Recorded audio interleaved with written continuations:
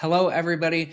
Welcome to this next episode of Generating Conversations and Creating Clients that I'm hosting as part of the AJC Coaching Career School to really speak with some of the top coaches in the world. And we have Paul here, who is sharing what he has found most useful for himself in terms of the way he has generated conversations and created clients to help him build his business, build his practice. And I'm so thankful for you being here, Paul, because anytime I have spoken with anyone around this topic, they each have really a different flavor, a different context in the way that they look at it. And so I'm really excited for what you have to share. And any interactions that I've had with you, you have really been an open book. You are very welcoming and have a great warmth in terms of the development of somebody's practice. So thank you so much for being here. Great. Well, thank you, James. It's a delight to be here. So thank you, first of all, for the invitation. And I'm very happy to share what I've learned through the AJC, but also what I've discovered over my experience over many years of both coaching and working in corporate. Excellent, excellent. And could you, share for anyone listening just more of who you are and who you serve? Yeah. So I'm Paul O'Connell, as you said. I work as an executive coach and team coach. Predominantly over the recent years, I've been working in the construction sector, and I've also done quite a lot of work in the tech sector. And I'm actually just in the process of launching some new services into small to medium-sized technology businesses. Prior to my work in coaching and facilitation, which I've been doing now for about 20 years, I was in the tech sector in general management for about just over 20 years. Wow, excellent. So this is going to be a real treat just to tap into some of this wisdom that you're sharing, especially from your years of experience. Now, when I think of generating conversations and creating clients, partly what inspired this is that, especially with this sort of lineage of education or coaching education, it's this idea of being with people, having conversations, kind of being outside of the world of marketing and those types of things. Not that those are bad, but just definitely a different style. So my question for you is, if somebody wanted to fill their practice or build their practice more, what have you found most helpful? And I know sometimes there's different points. Some people are starting, some people are further along. Maybe it ends up being a bit of the same. What have you found most helpful, or what are the things that stand out to you?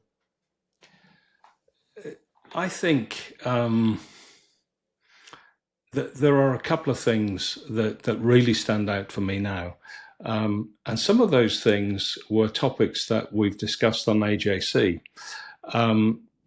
And in those conversations, I saw that in the past, when I had success, sometimes great success, I was naturally doing something, and which I'll come to in a second. And then those times that I struggled, I had fallen out of those things. I wasn't doing them, and they're pretty basic.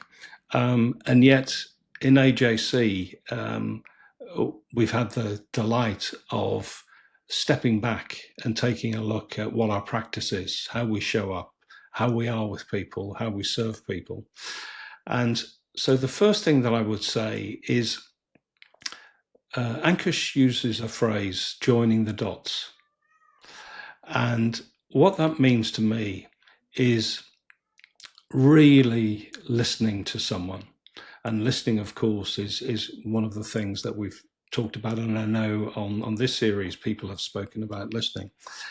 And what I realized is that when I've been at my best and I've had my greatest success, my listening quality is high, and I'm just fully present with someone. I'm not lost in my own story. I'm not lost in the need to sell something or to prove something. I'm fully present with somebody. And in that place, I notice that I have curiosity. That's what's going on in my head. I'm curious about what's going on for the other person. And that, to me, creates a space where incredible things become possible. Because to me, joining the dots isn't just joining the dots for the client or the prospective client. It's joining the dots for my own mind, for my own creativity, to really come up with new ideas for further questions and maybe to make observations. And powerful listening really helps me get closer to the client. In doing that, in holding that space and not being needy, not having to jump into, oh, well, I could help you with that, or the way I work is this, too early. In asking those questions, I think the client starts to join their own dots. They perhaps start to see things that they haven't seen before. In one way, you could say it's the initial part of coaching. It's helping them slow down a little bit, get out of the noise that perhaps they're caught in, and make sense of what's going on for them. And if you're in a space where someone is doing that, they're almost getting an experience of coaching as well. They're also getting an experience of slowing down, perhaps getting their own fresh thinking. So what I realized was that there were times in the past when I did that naturally for whatever reason, but there were other times when I might be going into sales mode. I might be pitching. I might be thinking, oh, I want this person as a client. I might be getting overexcited. So it's all, so from that could be service, but I'm not listening, so I'm not serving them really well because I'm satisfying my own need, my own ego in terms of rushing in.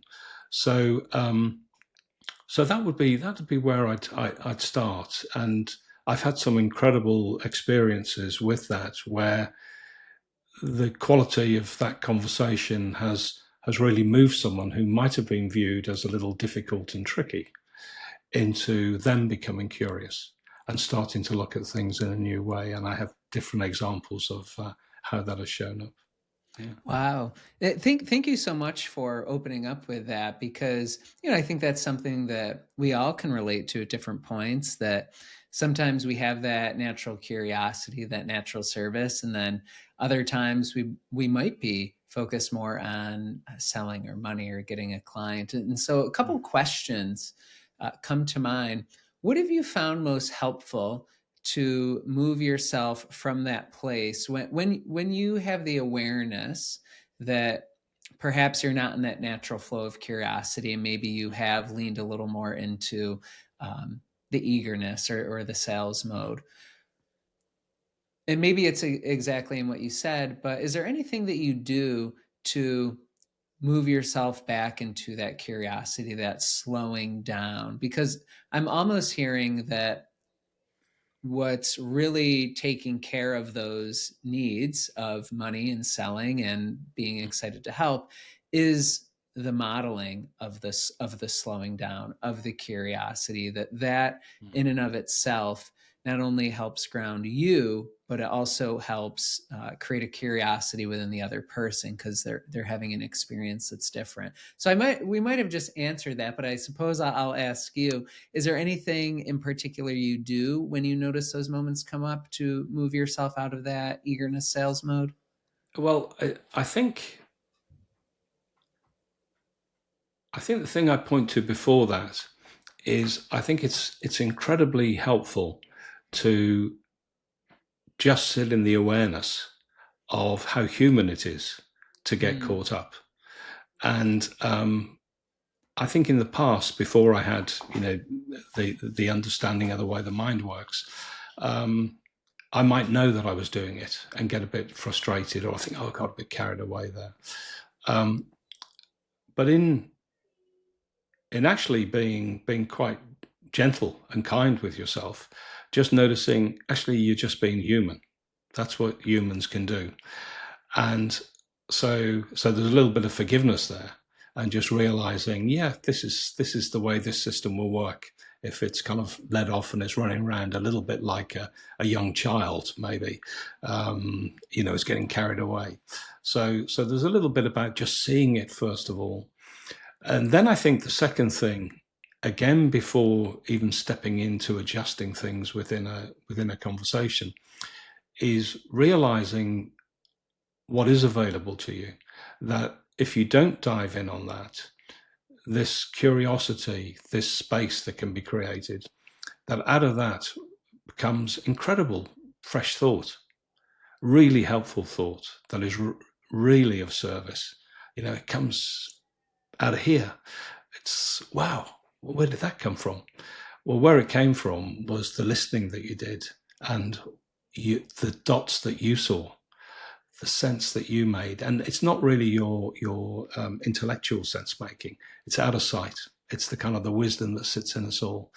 And if you see that and you know that that's available to you, then when you get a little bit lost, it's very easy to say, oh no, that's where I want to go and step in again.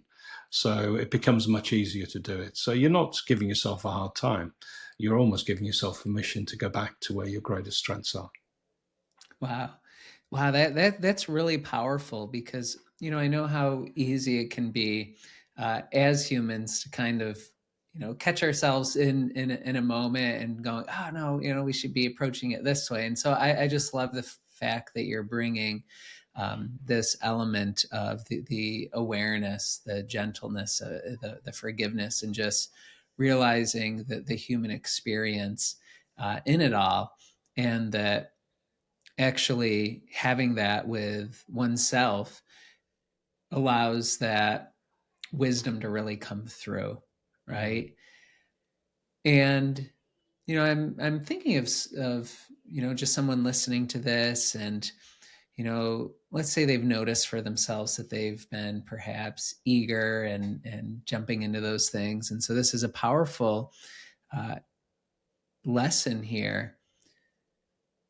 What are the ways in which you perhaps bring that into the world, or into your life in the context of business?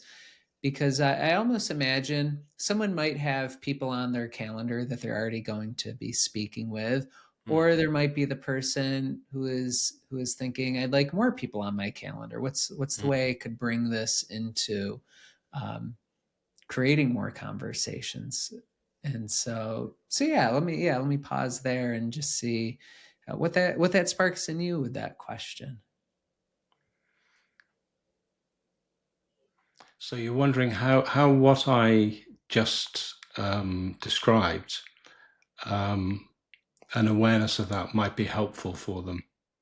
And I guess implied in that is that they're getting a little bit stuck. Yeah, so I'm thinking of the person who maybe they're wanting to fill their practice, and Mm. they might have a couple conversations on the calendar, um, and they're also eager to fill their calendar. Maybe they're Okay. wondering how Uh, to connect with more people. Does yeah, that make sense? yeah. So I'm going to split it into two parts. One is with the people that they're already in conversation with, so they're in the calendar, Hmm. and then maybe um, we'll take a step back and we'll look at the time when there are spaces in the calendar that they want to fill. So if we're looking at uh, conversations that they're about to have, um, my curiosity would be how are they feeling about those conversations?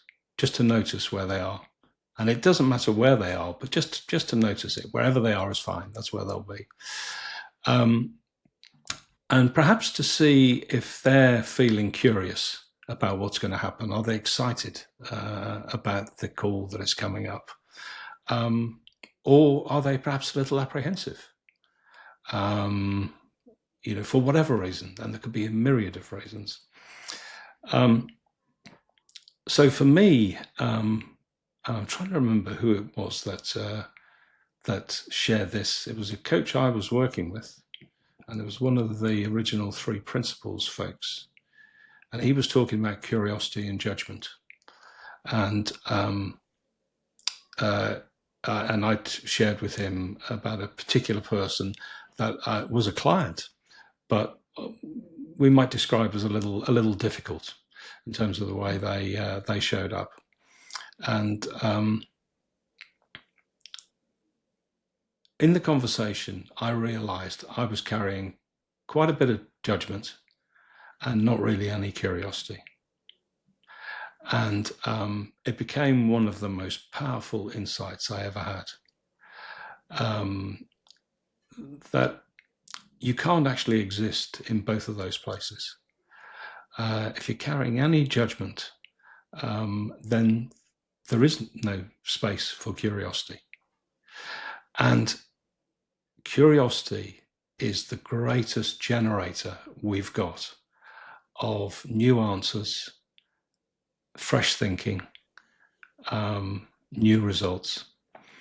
And so whenever I'm going into a session, and sometimes when I'm working with clients, especially with larger teams, sometimes it's going in to help a difficult situation, I'm always checking my curiosity gauge.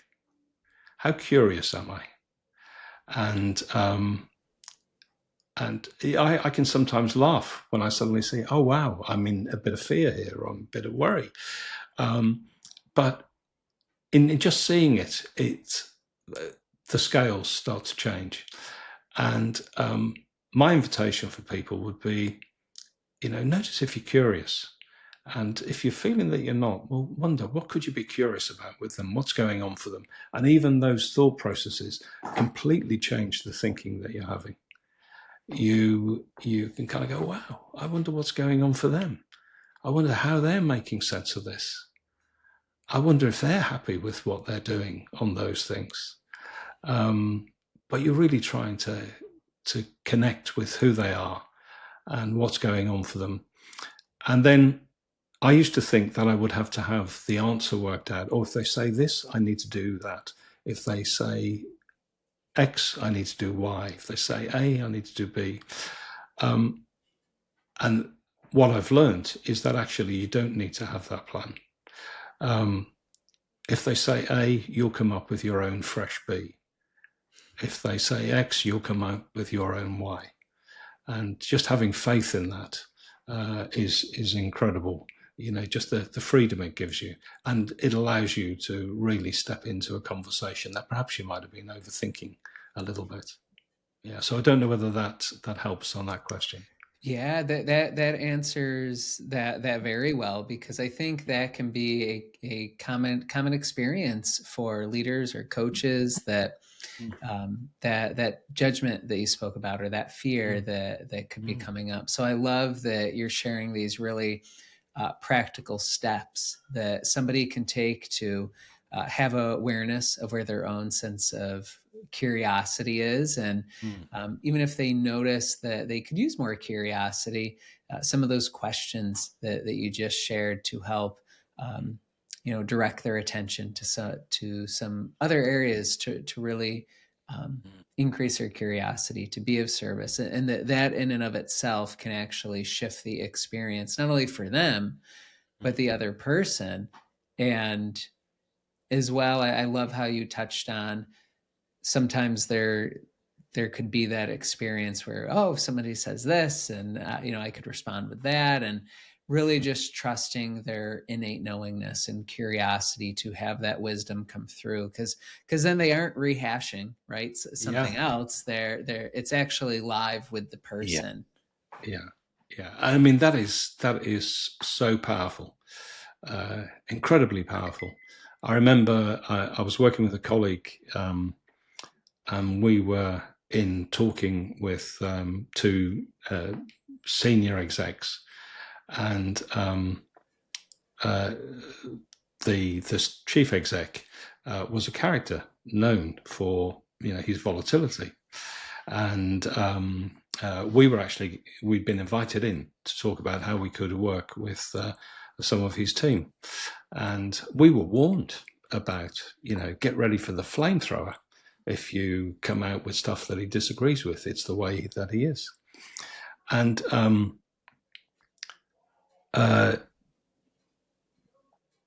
it's funny, there are times when just something clicks in. And I was there with my my business colleague, my buddy, and this gentleman kind of shared what his issues were. We actually had a great conversation. I thoroughly enjoyed it. But he was very rigorous in terms of what he said was needed to solve this problem. And before the meeting, we had a conversation about how we would deal with, and we were told that he was likely to come up with this objection. And we were talking about what we were going to, or how we could prepare for it. And I actually said, do you know what? I don't want to go there, because then I'm going to be carrying that in. I'm going to respond in the moment, and I'll see what comes up. And there's a bit of me going, we'll see. And it was fantastic. What came out was something I'd never said before. And he ended up saying, I'm going to give you 8 of my people to test this on, and we'll see how it moves forward. And they ended up as probably the largest coaching project that I've ever had. And that was a person that, it would have been easy to have had a lot of thinking about. Yeah. Yeah. Wow. Thank you so much for sharing that. I love that, especially when, you're speaking to, a being or someone in such a level that has a premise of a hierarchy, right? Of they're this level, and you're coming in, and so there can be a lot of different things built into that. So I love I love that story, and just the approach that you're sharing. In this case, no matter where the person was at, but even though they're someone considerably higher up in the organization. Yeah.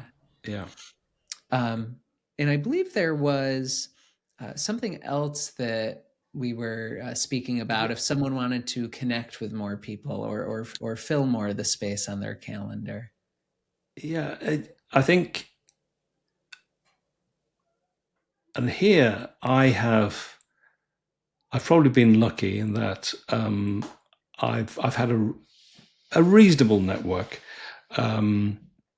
but I probably haven't worked it sufficiently, and certainly that has been the case recently. So it's something that I'm now looking at doing. But what comes to me on it is the stepping into action, and we both know people that have really kind of gone out and done that incredibly well. And then there is maybe worrying about stepping into action, maybe overthinking. And I know in the past I've certainly been guilty of that. But what it strikes me as now is it's who we're being in any moment. And for me, I'll talk about this at a personal level. Sometimes it's easy to create a story, and this might be difficult, or I don't know these people well enough, or what will they think of me? And there's some work I've been doing recently with leadership teams in tech, and one of the things, again, it's an insight that has emerged out of that, is that under pressure, our perspective can narrow. Yeah, so as we have this thinking, and we know, it's my thoughts. But if you notice, what it does is it narrows the perspective, and then in that we kind of live in those stories a little bit. Mm. And I think the more, through whatever mechanism we use, we can see that and we take a step back. For some people, for me now, I'm just starting to create a document, and that is helping me broaden my perspective. But I think there's a real benefit in being kind to yourself, noticing the story that might be going on, and then stepping in and taking action. Now, for me, and this is quite fresh, as you can tell, in realizing it, the perspective for me starts to lift, and going, wow, I can go out and connect with these people. I don't need to think about it as much.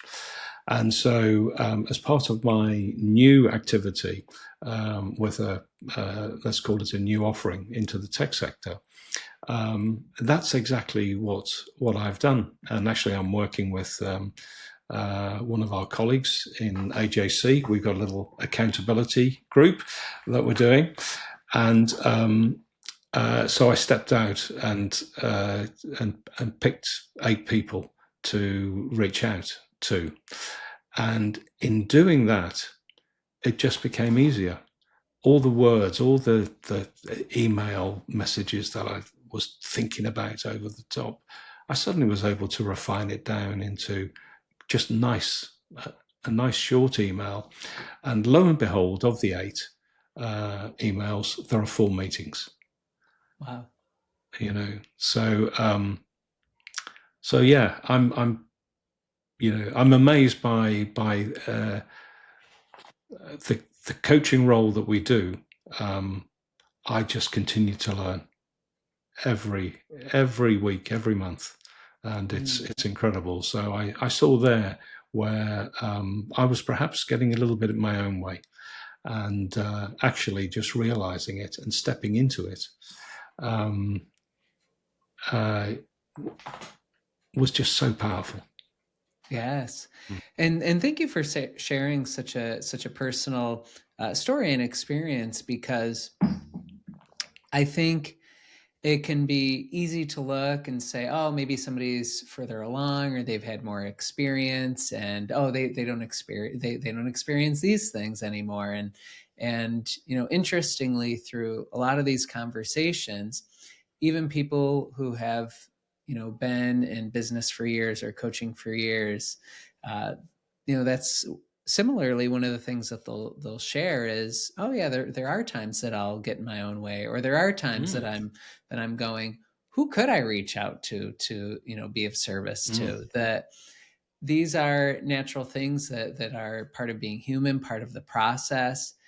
And one of the things that you have me thinking of, especially because of the organizations that you've worked with and the leaders that you've worked with, that we haven't necessarily talked a lot about in this series, but I imagine there is someone who has a skill set and they're listening to this, and maybe they haven't quite worked with the level of organization yet that you have. What is the thinking, perhaps, or the place to come from that you would recommend for them? Because I imagine it's very easy for them to say, oh, well, I've coached a person, but this is an organization, or this is a tech company. And to them, that might be something bigger, or somebody might have a title of vice president or something. So there's a lot of thinking, or there's a different type of context around that. What would you recommend to that person, or what have you found from your experience in the best way to approach that type of level of leader? Great question.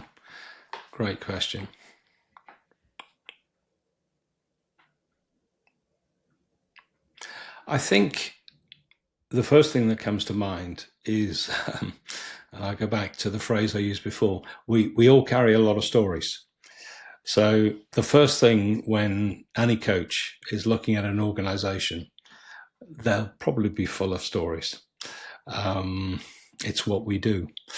It's what has made the world an incredible place, because stories have created it all. A lot of stories, and really, a lot of the thinking that has created products and, gosh, really been at the heart of great discoveries is the mind going off and creating. So this wonderful thing that has created so much, first off, it can get in our own way because it creates stories that stop us doing things. So realize that is number one. And then the second thing is the person in front of you is also a human being that is caught up in their own way. And one of the things that has been very powerful for this work I'm looking at doing with leadership teams is that all of the things that are proving useful to them to solve their big technical challenges, their organizational challenges, are what I term it's upstream of the technical issue, the people issue. It's upstream in that it's what's going on inside people, and all of us as coaches, that's where we operate. So someone that can help someone who's a parent that has got challenges in how they are with their kids or their family, then really they're dealing at the same level. It's a very human interaction that they're being challenged by. And probably one of the biggest things that's happening at the moment for me, as I look at the tech sector, is that it's changing at a colossal rate. The pressure that is on those leaders is increasing. And then when the pressure increases, the perspective that the leaders have is it's squeezed, it's narrowed. Well, that's exactly what all these coaches are helping everybody else deal with. So there's no difference. And yet the impact on those organizations is colossal, because it's a very human challenge that is going on. And then it's further downstream that people see, oh, the decision quality is a bit poor, the execution is now poor, we're not hitting the revenue numbers or the valuation numbers that we need. But at the start of it is a very human problem. So it's the human problem that we're helping people deal with. And then that ripples down into all those other areas that they're seeing the problems come to life. And that's what it looks like to me. Wow. I love that. Thank you so much for sharing that, because, especially as coaches, they really have skills to help people. And I love that you mentioned we can have so many stories, right, that we're carrying into a place or people. And as wonderful as the mind can be, it can also be a thing that can get in our way. And, if someone has not yet worked with an organization, is there anything that you've found, helpful for them to start to bridge that? Is that something where if they see something, would they send a message to somebody, or does it happen more organically that they're running into somebody that's in an organization and it's happening spontaneously? Yeah, I'm trying to think of, if somebody did want to work with an organization or they saw something, what could be some practical steps to help them start to enter that world? That's yeah. I think that's the question. Yeah, I think the easiest way is if they have some contacts already in place, and it could be talking with someone that isn't at the top of the organization, but is either facing their own challenges, and perhaps they're working with them. If they're working with someone lower down the organization, they could ask for a referral either up to a more senior leader or through to the HR function, because sometimes in some of the organizations, not all, HR is starting to get involved in coaching conversations. So to get a referral there can be useful. Or if someone sees an article that someone, or not an article, maybe a post that someone has put out on, LinkedIn at times, people will be putting up questions about, we seem to have a challenge with alignment, or we have a problem with the how the team is executing. What are the ideas that people might have? So you could offer a conversation, or you could put in, maybe something that is a little radical. That is certainly, I've had conversations with people where they've had an idea about what, and in fact with that CEO, he had an idea as to the way that he thought this issue needed to be solved. And I challenged that, but only after spending time being curious with him as how he made sense of it, and finding out he'd been trying to solve it for 12 years, and that his idea of how to do it hadn't worked.